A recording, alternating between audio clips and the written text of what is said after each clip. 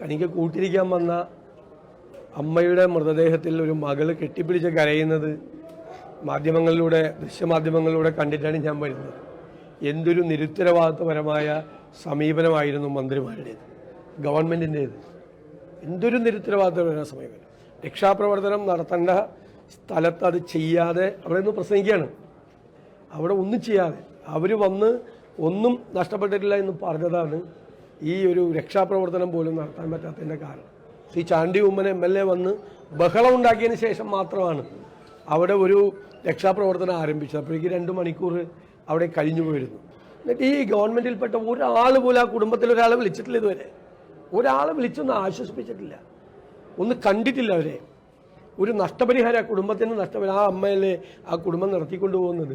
മകൾക്ക് സർജറിയാണ്, വളരെ ഗുരുതരമായ ഒരു അസുഖവുമായി വന്നിട്ട് അതിന് സർജറിയാണ്.